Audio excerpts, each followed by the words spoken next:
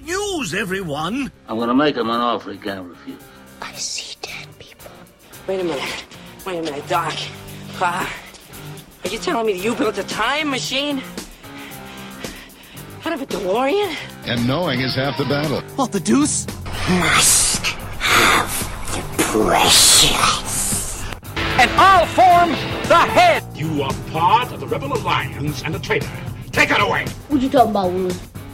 Wow, infotainment. All right, if you've been under a rock, maybe you haven't heard that a little movie called Avengers Endgame came out just recently, and it is shattering box office records all over the world, and people are losing their minds, going crazy, and people are begging other people not to spoil it for those unlucky folks who didn't get to see the movie yet.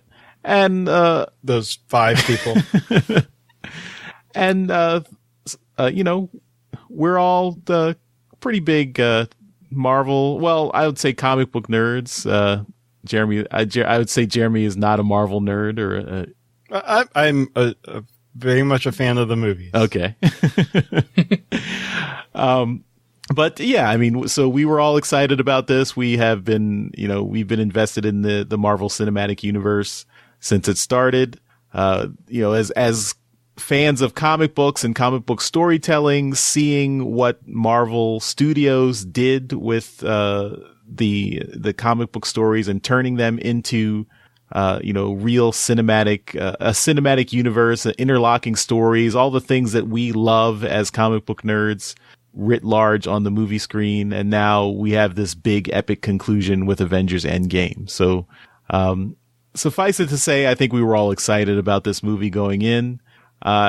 Although, you know, at least for me, after seeing Infinity War last year, I was like, can they really top that? I mean, how much further can they go after Infinity War? I mean, that was already really kind of crazy, and they get even crazier in this one, really? And the answer is yes. Yes, they do. So, we're here to talk about it. Massive spoilers. If you have not seen Avengers Endgame yet, turn the podcast off now. Don't listen. Go see the movie first, then come back. Because we are going to go in deep about all the stuff we liked. If there's anything we didn't like, we might talk about that too. And then, of course, there's probably going to be some questions, theories, whatever. But yeah, we're going to break it down. We're going to talk about it. And who's we? We're just, me and my imaginary friends.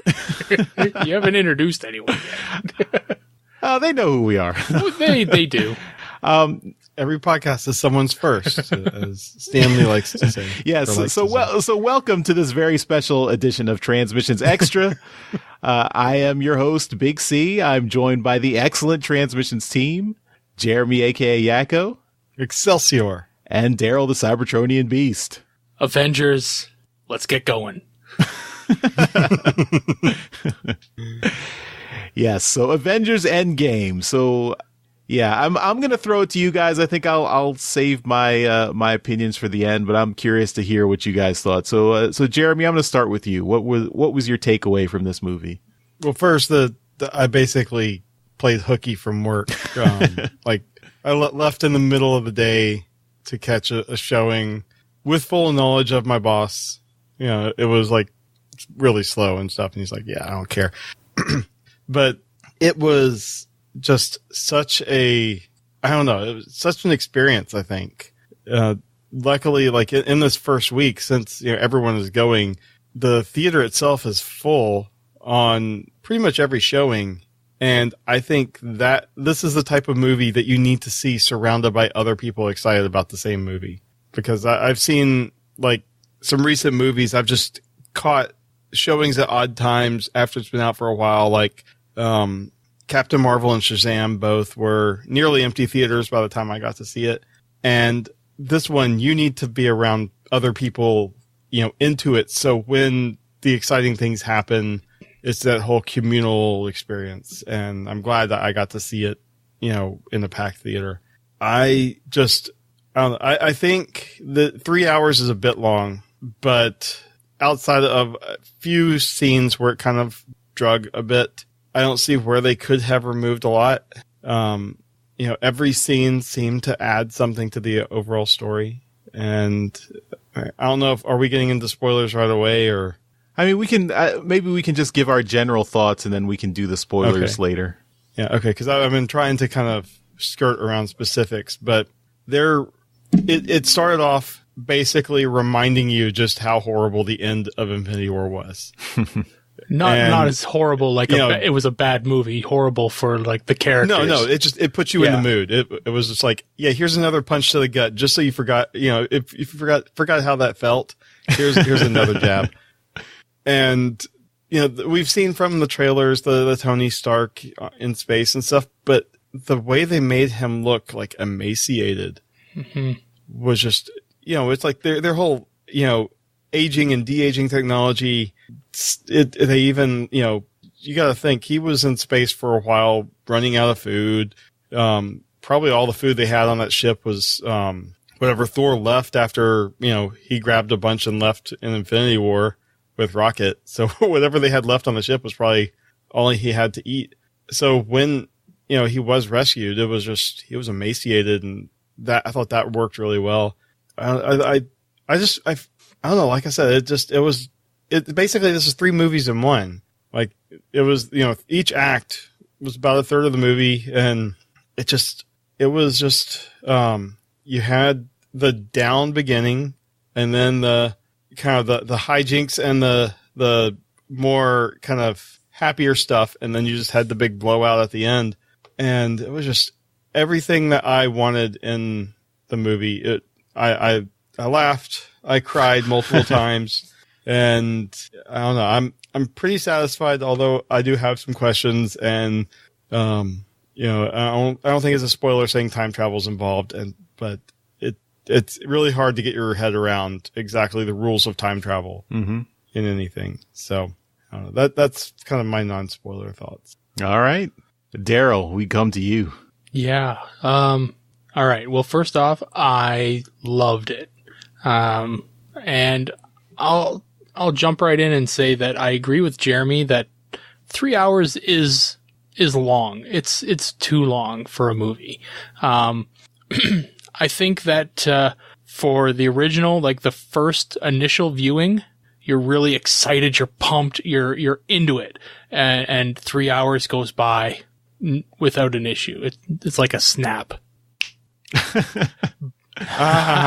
But I kind of thought about this afterwards and thinking, okay, so subsequent second and third viewings and home viewings, that 3 hour runtime, that's really going to start to drag on for some people.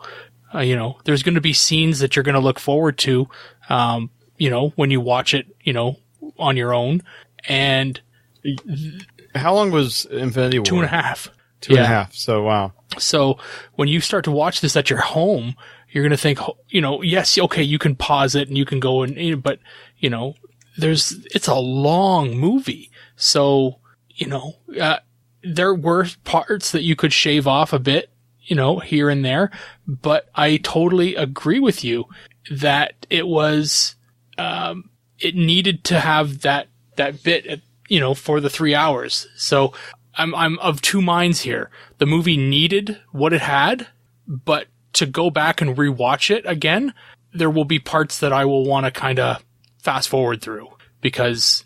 Well, there weren't really, I saw there were stories about like, these are the times to go pee, but there really weren't any good times to go pee. No. And there really, I think maybe should have been some sort of break or extended dull period in the middle. I think everyone's kind of come to the agreement on the one moment which you should be able to pee. So, and that's the Ronin scene. So when, at the beginning? No, not at the very beginning, but it's about middle when the Yakuza scene. Yeah. When Natasha goes after, I guess. Yeah, the one from the trailer. So that's apparently the slow point. Even though it involves fighting, it kind of holds no purpose to the movie, to the final act. I've seen multiple people compare that scene to like the season 1 of Arrow. Okay. Because they both shoot arrows and It was a very violent scene, but it does also not really fit in thematically with the rest of the movie. So basically just showing you where Hawkeye's yeah. good. But that's basically what everyone's kind of agreeing to is if you've got to go, that's when you go. But yeah. Other than that, the movie was great. Yes, there's some timey-wimey stuff that happens. I just sent both of you a picture in Discord. I saw it, yes. I found on Discord that tries to visualize the time travel stuff. And it's a mess. It is. But looking at, it does go back and does, the movie does help, understand a couple other scenes in past movies, which are, it makes a couple movies a lot better. Yeah. Like Thor: The Dark World is now relevant. Yes. So, and it does give, some screen time to some people that are have been gone from the franchise for a long time. Mm-hmm. So that was nice to see. You get some kind of like heart pulling moments, when, it is a bit of a spoiler, but they're playing with time. So Tony runs into his dad in the past, and that's very kind of poignant because he's had a rocky relationship with his father, and now they're about the same age when he runs into him. So, well, I would say Tony's older. Probably, yeah. Yeah. I want to talk about that scene when we get into the full spoiler stuff. But it was, that was very, very moving. So there was a lot of heartstring pull scenes, in this movie, and a lot more than I expected. So, I didn't think that I would be kind of emotional watching this superhero movie. And I will be man enough to admit that I did cry in the theater. And I was sitting there with a buddy of mine, and I held it together while I was with a friend. But once I left the theater and was driving home, I full on ugly cried in the car. It was not a pretty sight, but, I'm glad it was 2 a.m. when I got home and nobody was awake. But yeah, it was some moving moments. But yeah, I'll expand on those, later on. Charles. All right. Well, yeah. So Jeremy, you played hooky. I actually got my son to play hooky and go with me to see this. So, so my wife was out of town. So I actually had to stay home on Friday to be home for the kids coming home from school. And yeah, rather than work from home, I figured I'll just use a vacation day. And my son I started, just last year, my son got really interested in the Marvel Cinematic Universe. So we went and rewatched, all the movies last year before Infinity War. My daughter got into it too. So my son's, he's 12 now. My daughter's 8. They were 11 and 7 last year. They both really got into it. I wasn't going to my daughter's still kind of young. So I took her on Saturday, but I made her go to school on Friday, but my son was super excited, and we went to see Black Panther together last year. So, I let him stay home, on Friday, and we went to, you're like, this is what happens when mom goes out. So I actually got to see it twice. So we went to the 9 a.m. showing on Friday morning, and then there was an 8:30 showing on Saturday morning, and we got the those 4D moving seats. Oh, those are cool. Oh, nice. So we did. So that one I took. It was my son, my older son, and my daughter. So all 4 of us were in the theater watching the movie. So for me, this was so. I know I hear you about how it, 3 hours is a long time for a movie, but for me, I didn't experience that at all. I felt the whole movie was just everything I wanted in a really, really satisfying conclusion to the whole, cinematic universe. I know it's not a complete conclusion, but a conclusion to this whole story arc. And the 3 hours just flew by for me the first and the second time. And even with the second time, go ahead. I'm not saying that it's a long, drawn out movie. I was getting bored. It was just physically, it's a long time. I was lucky we were running late and we didn't have a chance to get concessions. No, I agree with you. Yeah. I mean, but for me, it felt like, I mean, towards the end, I get the feeling like, okay, I need a bathroom break pretty soon, but I was like, just for me, every scene I felt like I was enjoying, and nothing dragged for me. Nothing felt wasted for me, and nothing was, the movie didn't feel too long, or, even with the just physical pressure on your bladder. It still felt like, I'm not going to say I would like to make it longer, but it felt like those 3 acts, an hour for each act, it was all good stuff for me. And I couldn't ask for anything more in this, in how they did Endgame. So, I mean, and we'll probably get into all the nitpicks and everything. And for me, I'm how I am about, all looking at seeing all the nitpicks and everything. For me, that didn't matter to me. I love the whole thing. I don't care how wibbly wobbly the time travel nonsense is, how there was this plot hole or whatever. It just felt completely right to me. And like, even the second viewing, knowing things were going to happen, I still got chills for, those events in the movie. And well, I've heard that's even better with the second viewing, because you're picking out all the things that you missed in the background. Yeah. Like, apparently at one point you see Howard the Duck in the scene. Really? Oh, I missed the big that. Fight. Yeah, apparently he's in the big fight. Really? That's awesome. But yeah, I mean, so for me, this was, I mean, I know it's the superhero movies are not for everyone. This movie is definitely not for everyone if you have no investment in the Marvel universe at all. If you are going into this not having watched any of the previous movies, my first question is why? But I mean, at the very least, watch Infinity War before you watch this. But I just really felt like this was, I mean, it was bigger and better than Infinity War, and I didn't think they could do that, and this was more emotional than Infinity War. It made, and just all the emotional moments combined with all the over the top action, and then a heist movie dropped in the middle of this big epic movie. It was just awesome. Just, I'm blown away at how much I enjoyed this movie. But did you cry? I teared up. I mean, I didn't ugly cry, but my eyes got moist. There were a couple of scenes where it's like, wow, this is really heavy. That'll do. Yeah, that'll do. I'll accept that. All right, so I guess now we can go deep into the spoilers, right? If you haven't seen the movie and you're still listening, you got to pull over now. You got to pull over and stop it. This is your last chance. We're in the end game now, literally.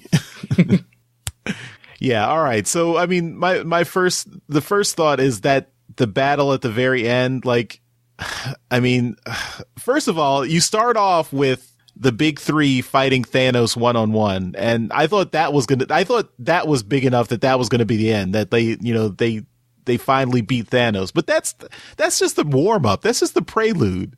And then at that moment where Iron Man is down, Thor is down, Cap's shield is broken and busted. He tightens the belt. He stands up. You're expecting him to say the line. Yeah. What? He doesn't. Because he made the comment in the middle of the movie where he's like, I know. Yeah, all right. Which I thought was the best. It was so funny. Yeah. He's like, I get it. I say it a lot.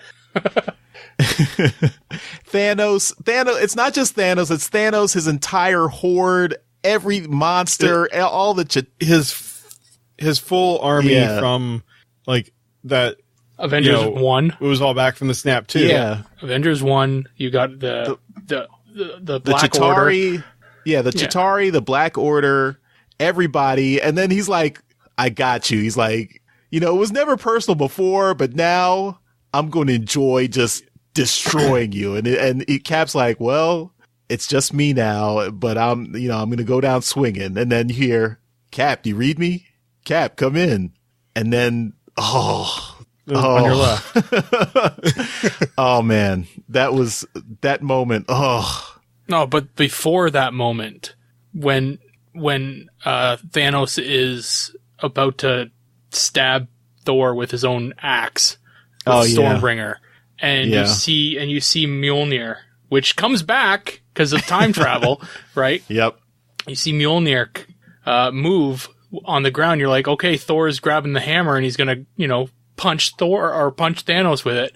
No, it flies past Thanos and into Cap's hand, and you're like, what? All right, this is fucking awesome. And Thor's reaction was awesome because he was like, I knew it. 'Cause my theory is that in Age of Ultron, Cap could have just picked up the hammer right then when it just moved just a little bit and Thor saw it.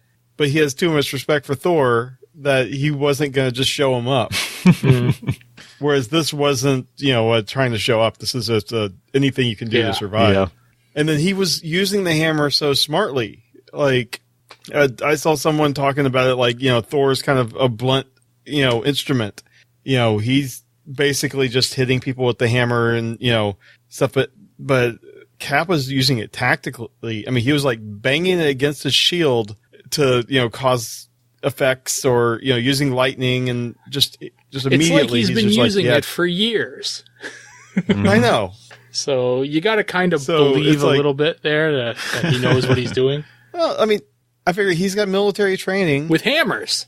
Well, magic hammers. He's been around Thor long enough to kind of know what the hammer can do. If Rey can beat Kylo Ren in a lightsaber duel, first time using a lightsaber, Cap can swing Mjolnir first time he's using it and do. So you're saying the super soldier serum injected him with the Force?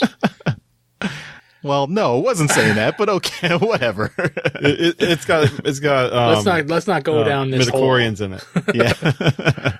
But I mean, the battle was fantastic. I want to backtrack a bit here to near the start of the movie when they decide, okay, well, we can fix this. We figured out we need to do time travel, which is insane, right? Right. And they go to talk to Tony about it, and he's like, no, it can't be done. Plus, I don't want to do it. And you find out that Tony's got a daughter, and she's, I don't know, 5, right? Ish, yeah. And she's, he's got another responsibility now. His heart is in another place. And you're like, oh man, now he's got, this thing here, this kid, and he's not, he's not going to be as gung ho to jump into a fight because he's got a family now. Plus, he's still pissed at and Cap. He's still pretty mad. I mean, his yelling at Cap when they first see each other is just like epic. You're like, you thought it was bad in Civil War. Yeah, all is not forgiven. Well, he wasn't mad by the time his daughter was 5. At that point, I think he'd made at least he was cordial to Cap there. I mean, he was like, you can still. He was cordial, but he was still just like, I'm not gonna get involved. Yeah, but I mean, he did say you can stay for dinner if you don't talk shop. So I mean, that's right. I think at that point, he'd forgiven Cap or forgiven or buried the hatchet with Cap. But yeah, he's not going to risk his daughter for a pipe dream. So then the movie goes into, well, we need somebody else who's smart, and then they say, okay, well, we go to Banner and we get Smart Hulk, which is hilarious. He's so funny. And there's been some talk about how the CGI looks a little weird, but it's an amalgamation. It's not full Hulk and it's not Banner. So it's kind of this kind of halfway kind of thing, but it's still, it looks fantastic. And they do a great job with the facial expressions. And, one of my favorite parts of the movie is when they're back in the battle scene for Avengers 1. And he's like, well, Hulk, we need you to go around and smash. And he's like, oh, this is so embarrassing. He tears off his shirt and he's like, I know. And then he just like barely bangs on the car. Yeah. So that I thought that was fantastic. They also go in and go ahead. The kid's getting the selfie, and then Ant-Man's like, I'm Ant-Man. He's like, oh, take a picture. He's like, no, take your goddamn phone back. Take your goddamn phone. I don't know. That was hilarious. We also get introduced to Fat Thor, which is also fantastic. Thor is in a bad place. He can't get over the fact that, killing Thanos didn't fix everything. Cause in the first 15 minutes of the movie, they've killed Thanos. And, as an audience, we're left with thinking, okay, now what? This movie's supposed to be 3 hours long. What have they done? What are they going to do? Yeah. I mean, he still lost at least half of the survivors of Asgard, if not more. Right. Yep. So Thor's got he's got a drinking problem now. He's got a beer belly. He's let his hair grow out. He's yelling at 11-year-olds. They're being rude on Fortnite. So funny. Korg and Meek are living with him in New Asgard, which is in Norway, and they're just Korg is like that little dickhead on Fortnite. Is he's calling me names again. And Thor grabs the headset and just screams at him and says, I'm going to come over there, fly over there and shove something up your ass. Or rip off your arms and shove them up your butthole. That's right. But Fat Thor was fantastic. I loved Fat Thor. Well, what was great about Fat Thor was even when he started getting things together at the end of the movie, they didn't make him thin. He was still Fat Thor. Mm-hmm.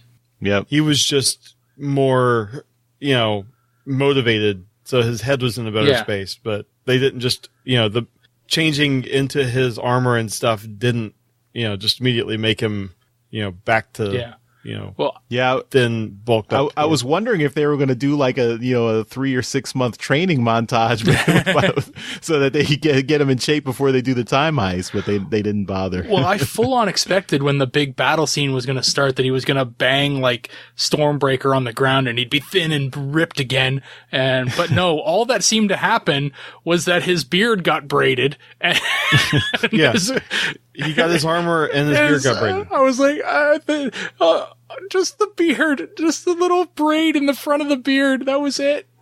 And he was ready for battle. I'm like, no, he's still fat. He's still the fat guy. It's great. Oh my God. It was funny. I guess Thor found all the weight I lost last year. I don't know. Yeah, there you go. So no, I loved that. I loved Korg in the movie again. He was in it briefly. I still think one of my favorite characters is Tita Watiki's Thor. The shirt he's wearing is actually a shirt that he wears. Yes, he wears. It's that's fantastic. I think he's a great director, obviously from Ragnarok, but his voice is just so funny. Oh, I love it. He reminds me of that other New Zealand actor. I think his name is Rhys Darby, the guy who's the voice on Rhys Darby, Conan, or the guy or Koran on Voltron. Yeah, exactly. Yeah, he was on Flight of the Conchords. Yeah, Rhys Darby. Yeah, he's funny too. I actually thought that was his voice when I saw Thor Ragnarok. I didn't realize it was the director. Yeah. Trying to think of other spots. Okay, so I've talked to a coworker of mine who saw the movie Saturday morning, and I've listened to another podcast of local people here that saw the movie the same night I did, and a part of the movie that is drawing a lot of, I don't know, ire is a good word, but it's drawing a lot of attention, is the part in the movie in the battle when all the girls seem to find each other. And they're like, oh, we're going to protect Spider-Man, or we're going to give Captain Marvel the gauntlet, and she's going to run it up the middle like a football play. Right. And she's like, oh, you sure you can do this or something like that? And she's like, oh, she'll have help. And every single hero comes in like they've got some kind of GPS and they all found each other. I kind of didn't believe that was possible, but it was, was great for female viewers to see all the girls together, and it made a great picture, right? Are you not familiar with A4 sterile? I am. I don't think it's did well. But yeah, and when we were watching it, my friend and I, he leaned over and he's like, I don't think Captain Marvel needs help. Especially after she just went through that ship. She decimated the ship by herself. Yeah. But no, it was an interesting scene because I don't think it needed to happen. It was more like a yay girl power kind of scene, but it did give all the girls one big kind of hurrah together. And I, you know what, it looked great. They all looked, there was a ton of them too. So it's nice to see them all together, but it seemed kind of odd. But you gotta wonder, what exactly is Mantis doing the battle? She's not the most. It's true. She's knocking people out with her empathy powers. Yeah, there you go. She's just got to get close enough to touch him on the head. Yeah, I will say that, Pepper in the armor was awesome. Yeah. I thought that moment was great. It's a little contrived, but I thought it looked awesome, and I thought it was nice to showcase all the female superheroes, but Captain Marvel doesn't need the help, but I thought, also just showing her power through the whole the whole army and go straight to Thanos and go toe to toe with him. I thought that was also great when he tries to headbutt her and she's like, what are you doing? What are you doing? Yeah. That's not going to work on me. Yeah, he had to use the power stone. Yeah. I thought that was awesome. But yeah, no, she's crazy powerful, which is great. The MCU has needed an insanely powerful hero. It's, up until this point, and Captain Marvel is definitely that hero. Well, and they used her smartly because she showed up at the beginning, and then she's like, all these other planets are also being affected by the snap, and they don't have you guys. So that's why she's misses, 2/3 of the movie and then shows up at the end. Mm-hmm. So the directors really know how to use the characters and, move around their pieces. So, if she was around the entire time, I'm sure it would have been a 30-minute movie. Yeah. I want to talk about the battle on Vormir with Nat and Clint. So they go to Vormir, as Thanos and Gamora did in Infinity War. And like the audience ourselves knew from Infinity War, the cost for the Soul Stone will be a soul. And obviously Nat and Clint don't know that, so they go there to retrieve it and are told that they need to sacrifice one of them. What were your guys' thoughts on that scene, the inevitable death of one of them, and how they portrayed it? I thought it was it was really well done and really believable. Like, I can see that as two really close friends, and they're basically fighting each other for the opportunity to save their friend and sacrifice themselves. I thought that was really well done. It was I think it was clearly that's how it was going to end up. Like, neither one is going to let the other one sacrifice themselves. So I thought the way it played out was really well done. I think it could have gone either way. I think even the writers, like, I think I read an article where the writer said they had drafts that had it going either way. And I personally, I would have preferred for Black Widow to come back rather than just because I think Hawkeye, I don't know, he wasn't as strong a character for me throughout the whole MCU storyline. I think Black Widow and maybe that's an argument for Hawkeye to come back so he gets a chance to have his story go on, because I thought Black Widow was just. Black Widow does have a movie in the works. Yeah, but it's probably going to be a prequel at this point. I don't think it'll be. Yeah. But I thought it was well done, and I think that was a pretty compelling story beat, and I think ultimately it could have been either one coming back, and you could have had the same emotional payoff. Mm-hmm. Jeremy? I think it was tough to figure out who was going to die because they both had reasons. Although, Black Widow had pretty much redeemed herself. If you look at Civil War and Winter Soldier, as much as both of those movies are about Captain America. There's a strong Black Widow storyline in there as well. Mm-hmm. And I feel like, the way she was portrayed at the beginning of the movie, basically being the leader, kind of organizing, the different groups, keeping everyone in contact, whereas after the snap, Hawkeye just loses it. And, however much murder Black Widow had done back in her assassin life, he was probably racking up a total close to that in the 5 years. So they both have good reasons, but I think it made sense that her arc is pretty much complete in that she'd pretty much redeemed herself, and he has this family to go back to. She, her family was the Avengers, and I could see, in the mindset of her sacrificing herself so that both of those families can go on. Mm-hmm. But it was just the way that they did the fight was just so great, where you're like, okay, this person has the edge and is going to go and do it. And then the other person stops them. And it even goes all the way to where, Clint's dangling on the edge and, holding her. And she's just like, you got to let go. Yep. It was done very well. I agree with both of you. And like you said, Jeremy, they both had good reasons to jump, and I think both had good reasons to stay. So honestly, during that scene, I had no idea who was going to be the jumper or the jumpy. But it was touching, with the goodbye that they had. Obviously they were really good friends and have fought a couple times, but yeah, that was a touching moment for sure. Oh, what really, really drives the thing in your gut on it is like when they leave to do the time travel, she's like, see you in a minute. Mm-hmm. And when they come back, she's not there. Mm-hmm. Let's see here. What else is, we've got another character that seemingly does come back from the dead. And that is Gamora.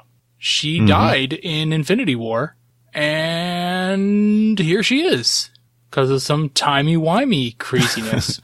So she Gamora is on Prime. Yes, so she is on the ship with Thanos. She is past Gamora, and she is mixed up with Nebula, who is past Nebula and past Thanos. So they are coming to the future. It's basically pre-Guardians of the Galaxy 1. And the reason why they are able to come to the future and find the Infinity Stones and come to Earth and do the big battle scene is because of past Nebula, future Nebula travels back to the past to the one of the first scenes in Guardians of the Galaxy. Might even be the first scene in Guardians of the Galaxy. It is, because you see Star-Lord. Yeah. Star-Lord dancing That's and right. stuff, but they're watching him with no music. Yes. And they're like, oh, so he's an idiot. Yeah. So they travel back to that time, and because of her cybernetic implants, she gets mixed up or kind of split. They're on the same Wi-Fi basically splits a mind with past Nebula, and Thanos is able to see through her eyes and can figure out and see her memories and whatnot of the future, and it's an interesting kind of time jump, thing that happens, and it works. I mean, it makes sense when you're watching it. But that's how they get to the future. So anyway, Gamora is on this ship. She comes and she has her, character turn in the future now, and ends up betraying Thanos. Excuse me, for her own reasons, to kind of help out Nebula and Star-Lord, or he gets his Gamora back, but she has no idea who he is. Which is kind of interesting. Well, question, because she's obviously not at the end of the movie. Do you think she got away, or do you think she was snapped away with the rest of Thanos' forces? No, she got away. I mean, because Iron Man doesn't know. Yeah, well, she's on the Guardians of the Galaxy ship. No, she's not. No, she's not. because he's searching for her. Oh, is she? Is he? Yeah. Okay. Yeah. Oh. I think she got away. I think that'll be part of the plot of Guardians 3 is them searching for Gamora. Well, I know it'll be searching for Gamora, but I don't know if it's searching for past Gamora or trying to figure out how to get Gamora from the soul. I don't think you can. Yeah, it's or merging the past two. Gamora. I don't think she was dusted in the snap. I think Tony's snap was enough to snap away all the bad guys, and she was not a bad guy at that point. I mean, yeah. The Infinity Stones are semi-smart. They know what to to destroy and what not to destroy. Did past Nebula dust away? Well, I mean, she was dead. She got shot. Yeah, oh, that's right. She was dead. That's right. Okay. Future Nebula killed past Which Nebula. Is so and because weird. of timelines and stuff. Yeah. That's at that point in the movie, this one of my buddy leaned over and said, "So is she dead now?" I'm like, I don't think so. So yeah, it's an alternate timeline. Alternate timeline. Right. I will refer you to this. Read the chart. Yeah. Yeah. I'm not sure what number it was, but we'll put that in the show notes. We'll have to. Yeah. It's going to be required reading. It should come in the Blu-ray case for Endgame. Yeah. I need to figure out who made this chart that I found, so we can give them credit, because it's going out everywhere. they probably had to have a lot of Advil after. Oh sure. Or that's what they do, is just they're a time doctor. A Doctor Who. Oh. Anyway, somebody else take it. I've been bringing up moments. Well, let's talk. Go ahead, Jeremy. Okay, let's talk about Tony meeting his dad. Oh yes, okay, yeah. Cool. So after they miss out on the Tesseract because Loki ended up getting it again, and just he's like, I'm out. Peace out, bitches. So he's like, I'll see you guys on my Disney Plus show. But so Tony's like, I know where, like, we only have enough Pym particles to get back, but I know exactly where the Tesseract will be, as well as where Hank Pym would be with Pym particles. And he and Cap go back to the base that Cap was essentially, trained in as a soldier. And then they go back to it in Winter Soldier. So that same base, but this is in the 70s. So still in active use. And, Cap goes after the Pym particles, and he sees, like, through a window, he sees Peggy Carter, but he doesn't interact with her at all. But when Tony goes to get the Tesseract, he runs into his dad, who mentions, like, his wife is pregnant. And, like, as they're kind of in an elevator together, Tony blurts out, "I have a daughter." I feel like that's him. He desperately, wants to be able to tell his dad that his dad's a grandfather, mm-hmm. But, he's obviously not able to. But they talk about, being afraid, his dad's like, did you know what to do when they kind of gave you this, baby? And, he's like, I was nervous. I had no idea. So I thought it was great kind of wrapping up that, Tony's been all about daddy issues the entire MCU, mm-hmm. and being able to have some kind of reconciliation, seeing his dad having a lot of the same fears that I'm sure Tony had when his daughter was born, and seeing that, basically all parents are basically winging it the entire time, trying to figure things mm-hmm. out. So I really enjoyed that scene. Mm-hmm. Yeah, that's just in general, this movie was much more emotional than I expected it to be. Like, from the beginning, I mean, that gut punch at the beginning where Hawkeye, like, witnesses all his family being disappeared, the whole consequences of the snap, like, playing out over 5 years. So, like, we see a world, like, the world has to move on after half the population is gone. You see the memorial in San Francisco. Yeah.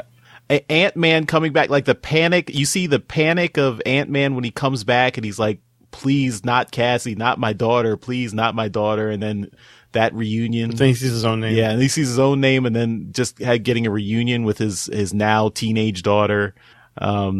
then the two deaths, like the Black Widow death we already talked about, that, and the aftermath of that, you had that emotional scene between all the original Avengers, and then the end with Tony's death and his memorial and everything, and his last words to his daughter, and the whole funeral scene, and the scene with his daughter and Happy is what really got me. Yeah. The one that got me was the callback to the one of the first lines that they had between the two of them was when he tucked his daughter in and he said, "I love you 3000," or she said, "I love you 3000." Because my daughter has said something similar to that to me for years, right? And then during the memorial message, he leans in and says, "I love you 3000," and I'm like, "Oh, there it goes." The dam broke. I'm thinking these movies, since I've had a kid, things like that really affect me a lot more. Yeah, your heart is now outside your body, and it gets kicked and punched all the time. Yeah. And even with Tony, like, just the anguish you see of him, like, whether he decides to actually try and solve the problem, like, you know, he's like, no, I'm definitely not. I'm not going to risk, you know, all the second chance I already have. But then he finds that picture of Peter Parker and he's like, damn it. You know, if there's a chance that I can get him back. And then at the end, that pays off when Peter Parker comes back and he's like, "Hey, Mr. Stark, hey, it's 5 years later. Wow." You know, and Tony just hugs him and he's like, "Remember that time I got all dusty?" And, you know, remember in Homecoming when Peter tries to hug Tony and Tony's like, "No, I was just opening the door for you." And here, you know, he gives him this big bear hug. He's like, "Yes, you know." Yeah. Wow. Yeah, it's emotional. It's very emotional. But yeah, the I don't know, the cheeseburger scene, that was very good. I didn't really get emotional during that, but it was very cute. But and I didn't know who it was in the movie when we were watching it. I had to wait until afterwards when I did some research and talking about it with the Iron Man 3 kid. So during the little memorial when they're putting the little wreath out on the water, and it shows the first arc reactor that he had in his chest. You know, they have everyone standing on the shoreline, and there's this one young kid standing he's not a kid. I mean, he's a teenager, but he's standing in the crowd near the back, and I'm thinking to myself, I recognize everyone except that kid. Who is that? And what do they mean to all this? And where do they fit in? And I left the theater with that question in my mind, and it was the next day, and I was talking to people, and I figured it out. And it's this Iron Man 3 kid, because he had that special bond with that kid. Anyone who says they recognize that kid in the movie on their first viewing and didn't look at the internet and didn't ask anybody else is a liar. Nobody recognized I only that know kid from watching YouTube videos. Because he was, 10 or 11 in Iron Man 3? Right? Yeah. So he's got to be like 16, 17, 18 years old now. And in the movie, it's 10 years later from Iron Man 3, so he's supposed to be like early 20s. Yeah. But I mean that shows the level of commitment that the Russos had to really like calling back to all the previous stuff in the MCU. So yeah, I mean they're like, we know no one's going to get that until they look it up, but we're still going to put it in there. Mm-hmm. I mean, they took so many of the movies that I didn't enjoy and put more context where I'm like, okay, now I have to watch it again. Mm-hmm. Like I mentioned earlier, Thor: The Dark World. That scene with Thor and his mother was great. He's trying. I mean, sorry to interrupt, but he's trying to tell her that she is going to need to do something. She needs to protect herself because she's going to die in moments. It's very much the Marty Doc Brown scene from Back to the Future. But she seems to be aware that there's something happening. Right. And she does not want to know. But because she recognizes that he's from the future right off the bat. Yeah. I am totally from the future. And so, you know, she basically knocks him out of his funk, and he's able to call Mjolnir from that time, and he's like, I'm still worthy. Mm-hmm. And then as he's about to leave, she's like, I need a salad. Yeah. It's like totally a mom line. Yep. I was just, when we were in the, I was just going to say, when we were in the theater, you were watching that that thing. And obviously his mom's been gone for a few years now in the MCU. And, you know, for him, like, he might be the biggest, baddest warrior, but it's still his mom, man. You know, that's his mom. And you don't fuck with some guy's mom, you know? Well, I mean, and in the timeline, like right before Infinity War, his dad died. Mm-hmm. So, you know, he's just to have that little bit of reconnection with his mom, just like with Tony and his dad, it's, you know, gotta just, you know, be a great feeling for but him. he's focused. He's hyper focused on Jane Foster. This mission is about Jane Foster, and he's so nervous about seeing Jane Foster, and he can't do it. He can't talk to her. And then his mom walks by and he's like, oh shit, it's my mom.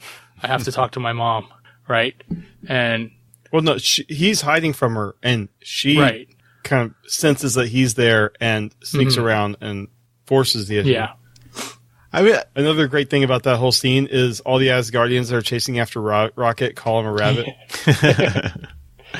The funny thing is that it's, you know, they spent so much time on the Dark World. I think they're like, yeah, we know nobody saw the Dark World, so we're going to spend as much time as possible giving you all the exposition you need, so you know what's going on here. So you don't really have to go back and watch Thor: The Dark World. We give you enough to so that you can figure it out. Like the whole thing where Thor's like, yeah, you know, these dark elves, ooh, scary. We're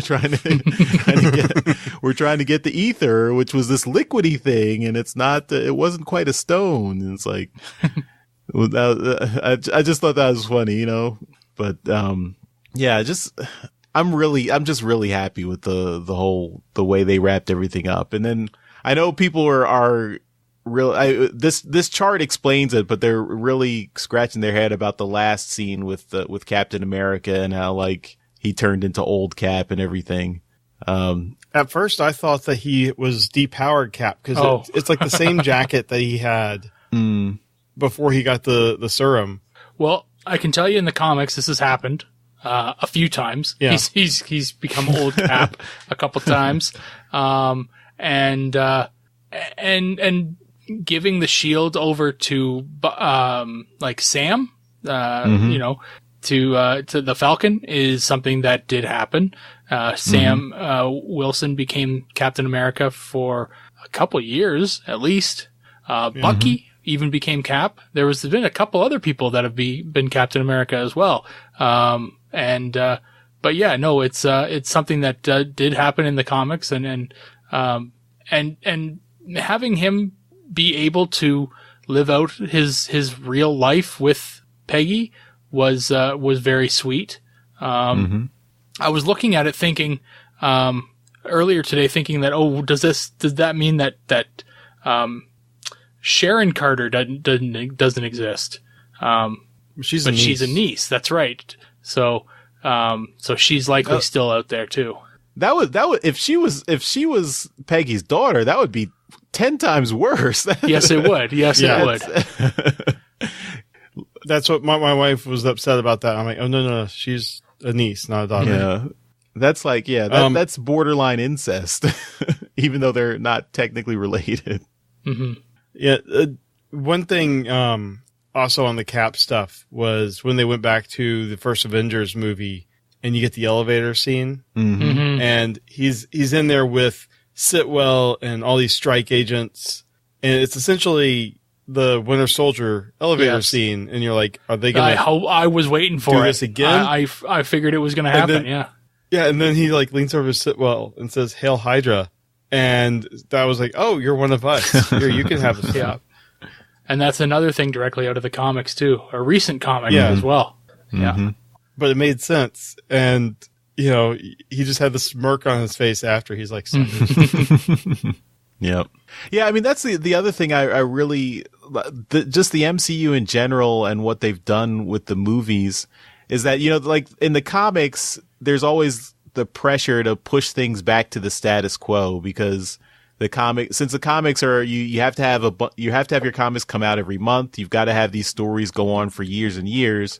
So you have to maintain a certain status quo. But in the MCU, they don't maintain a status quo. They always push forward. Right. It's always the actors have contracts that'll end and they get old. Yeah. But I mean, like, even like with Infinity War and Endgame, this undoing the snap didn't, turn back time or reverse everything that happened. You just push the story forward. That there's consequences to the snap. You bring the people back, you undo some of those consequences, but the world is completely changed. I imagine, like, for future, there's a lot of like fertile ground for future storytelling, because, like, if you remember, just in Age of Ultron, Avengers 2, the consequences of Sokovia being destroyed led directly into Civil War, because the villain from Civil War was basically his family was killed because of the Ultron conflict. And here, I mean, the whole snap business, I mean, yeah, you brought everyone back, but how do 3 billion people get reintegrated back into society? And what about what? Go ahead. Well, go ahead. I was going to say, like, I was going to say, go ahead. Oh yeah. What about the people, like, at the beginning? It's actually one of the Russo brothers in the scene with Cap doing the therapy session, and he was like, I finally went out on a date again, and I'm like, yeah, what about the people that lost their significant other, and over the 5 years they got with someone else, right, and then their old person is back and 5 years younger. Yeah, I mean, there was a smaller scale, there was a TV show that came out this year called Manifest, which had a similar plot line. It was that this plane full of people, they went through a wormhole, and on the other end, they landed 5 years after they took off. So, like, all these people, one of the main characters, like, he reconnects with his wife, but his wife has already moved on, is dating someone else. His daughter is 5 years older. Like, he and his wife and daughter were on one. His wife and daughter were on one flight. He and his son were on another. So his son and daughter are twins. They're fraternal twins, but now the daughter is a teenager and the son is still 10 years old. And then the wife was dating someone, but as soon as he came back, she dumped him, but she still has mixed feelings. So basically the whole premise of that TV show, that one TV show for that one plane full of people, multiply that by 3 billion people, and those are the consequences you've got in Endgame now. Mm-hmm. And so I see, like, that's got to come up in future Marvel stories. Well, I mean, Spider-Man Homecoming. Yeah. Unless the entire, like, all the people in his school were snapped, you're going to have people that went the 5 years and have graduated and moved on. And then you have people like Spider-Man that are still the age they were 5 years earlier. And we see the scene with him and Ned. So I'm assuming Ned was also snapped away. Yeah. Mm-hmm. But, he has a movie coming out in the summer. So we'll see. So yeah, that's another good point, is the scene with him and Ned at the end. Because a lot of the really good supporting cast from the Homecoming movie, Spider-Man Homecoming, was the other school kids, in his class, So, how are they going to address that? That's another thing. So what, I've heard something about whether or not it's supposed to be done just prior to Endgame or Infinity War. I'm not sure. That's when it's supposed to take place. But that doesn't make sense when it's supposed to be the official end to Phase 3. So I'm just looking forward to seeing it. I love the Spider-Man movies the way they are right now. They're fantastic. Yeah. They moved it to right next to my birthday. Oh, good. So I'm excited. But yeah, no, it's, I don't know. The moving forward part is going to be interesting. And, if you don't mind, I wanted to do some speculating on what you guys think might be coming up. 'Cause Phase 4, right? We're getting a lot of people that are posting pictures and on Facebook and stuff like that about what Phase 4 is supposed to be. And we only know a little bit about it, what Phase 4 is going to have in it. And, I mean, we know that there's going to be a second Black Panther movie. We know that there's going to be another Doctor Strange movie. We know that there's going to be, Black Widow. I don't know about that one. I heard that one is maybe not happening. But there's the Disney Plus has added, TV shows to the mix that are going to be included. So these are going to be, Falcon and Bucky, a TV show with the movie actors, a Scarlet Witch and Vision with the movie actors, and one. There's going to be a What If series. The What If series. Some of the actors as voices. Yep. Guardians 3. Guardians 3, right. I forgot all about Guardians 3, which I think is actually going to be the next one. Yeah. So and I think that's actually supposed to be, like I said, the next one after Far From Home. Well, no, I don't. They haven't even started shooting with that. I don't think it'll be out that quickly. Well, there's got to be something. What's after Far From Home then? I don't think anything's been announced. I think Far From Home is the last movie that's been officially announced. So we know the Celestials has been Eternals. They have Eternals. Eternals. Yeah, Eternals. Not Did Celestials. You mention a Captain Marvel? Captain Marvel. Captain Marvel 2 will likely be happening. Yep. So yeah, I mean, I think so we've got all the sequels. Those are like everything that was everything that made a lot of money is going to get a sequel. So we know that. Yeah. The Eternals we've heard rumblings about. Yes. If I hazard to guess, I would guess we'll get a Ms. Marvel at some point because I think she's a popular comic character, and I think there's been a lot of people clamoring for a Ms. Marvel, and I would expect her to show up at some point, even as a small role in the Captain Marvel sequel. Yeah, I mean, that's how you could lead into that. Like, she's like in the comics, she's a big fan of Captain Marvel, so that could be a natural way to bring her in. Like, she's this, you know, as a young girl, she, you know, encounters or witnesses Captain Marvel do something, and then that inspires her or something like that. Apparently, the Black Widow movie is supposed to start filming later this year. Really? Okay. Yeah. All right, then. But you know, is it during the 5 years? Is it a prequel to everything? Might be. Yeah. I'm looking up an article on Polygon.com right now, and now you've got the Eternals, Doctor Strange 2, Black Panther 2, Shang-Chi. That's the Kung Fu. Guardians 3, and then the Disney. And then you have all the Fox properties with, you know, yet to be announced. But yeah. You can imagine there's going to be a Fantastic Four, X-Men. That's the other thing is how long do you think it's going to take before? Because we have the last Fox X-Men movie coming out this year. Fingers crossed it actually does come out, which is Dark Phoenix. But they had trailers in front of Endgame at least. They've had trailers out for years. Yeah, but apparently they redid the entire third act. Did they? Okay. Recently. All right. That doesn't sound good. Yeah, I've heard nothing really good about this movie. Well, I mean, they have New Mutants out as well. They've finished that movie, and that's never coming out. It's not going to see the light of day. So no. Yeah. So I think at least my theory is that at least for the time being, we're not going to see mutants in the main MCU. At least I don't know. They would have to do a little bit more legwork to get that to happen because mutants.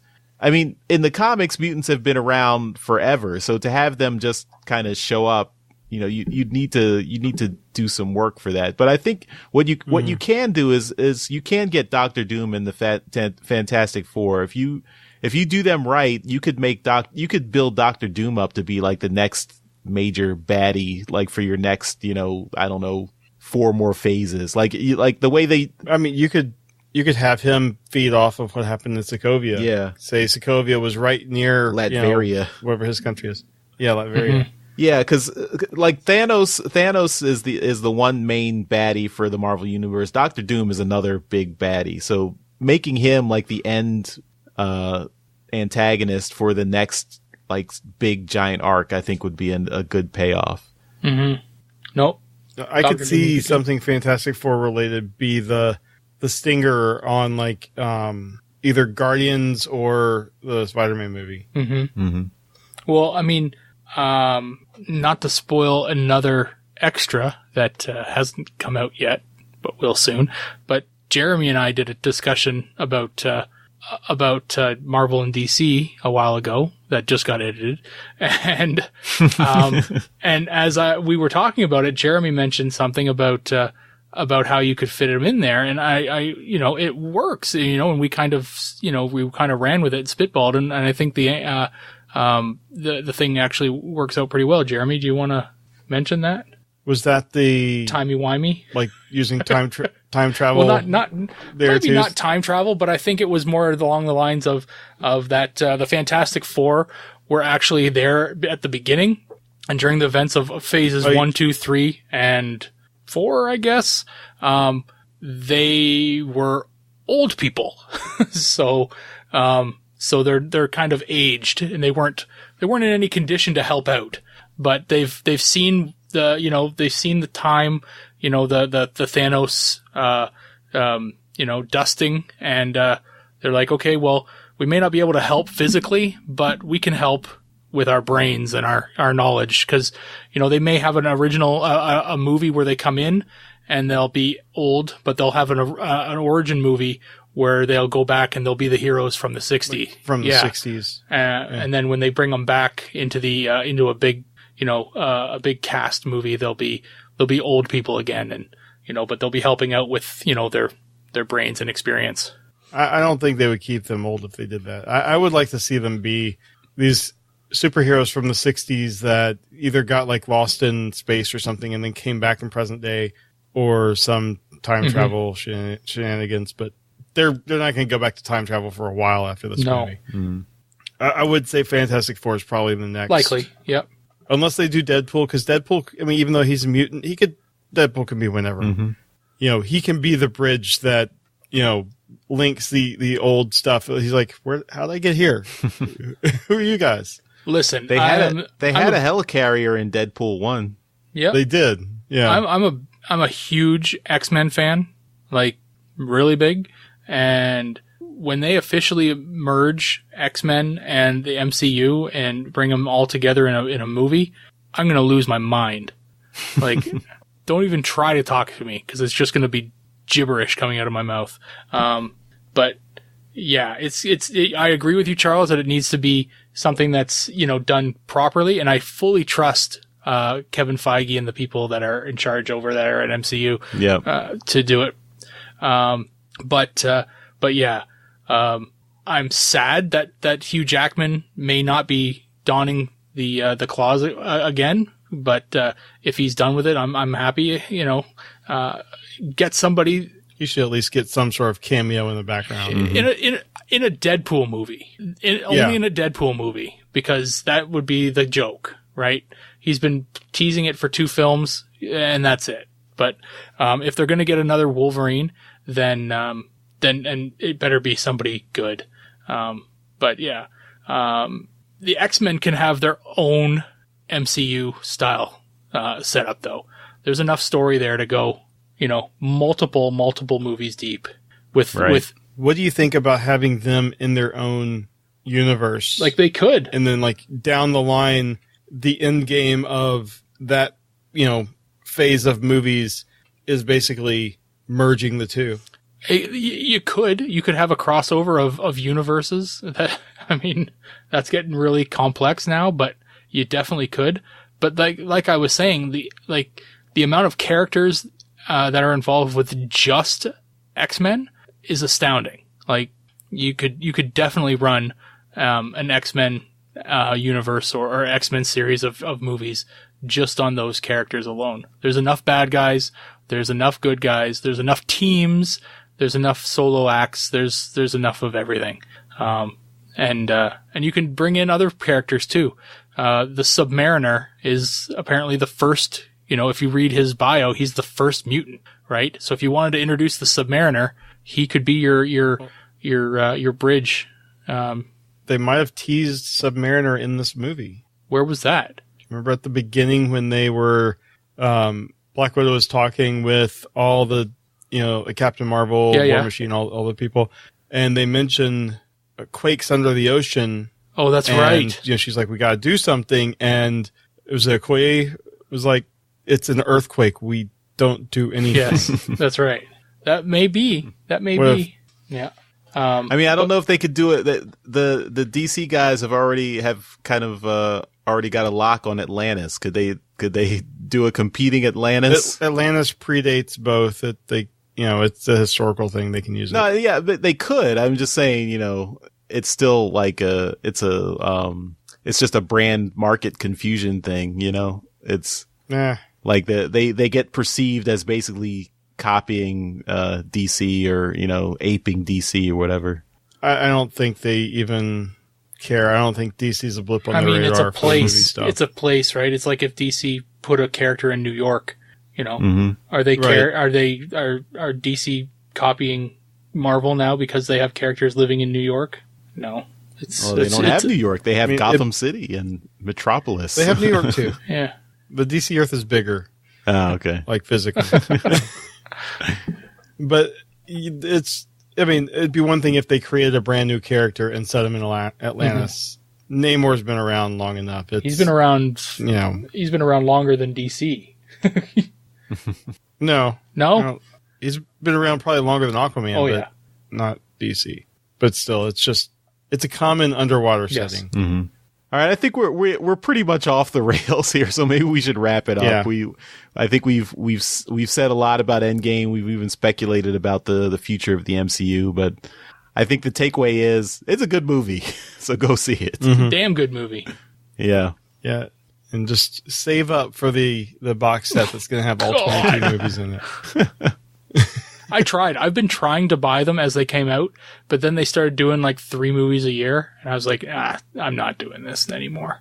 I get the digital versions when they're on Right. sale. Well, they take up no space. And I guess I do too. Yeah.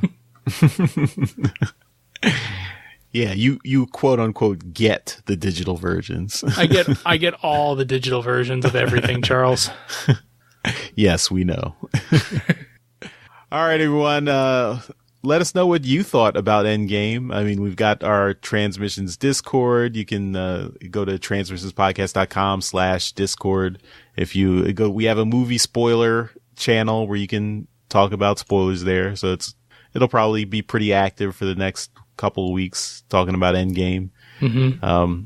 You can leave us emails or voicemails or posts on this episode and on our website if you want to just leave us feedback that way, or social media. Let us know what your thoughts were, and we'll continue the discussion. But yeah, Endgame, awesome, great capper to the MCU, and looking forward to the future. Mm-hmm. Definitely. And who knows what's going to happen in the future, really. So that's a great place it puts us in. Mm-hmm. All right, everyone. Thanks for listening, and we'll see you next time.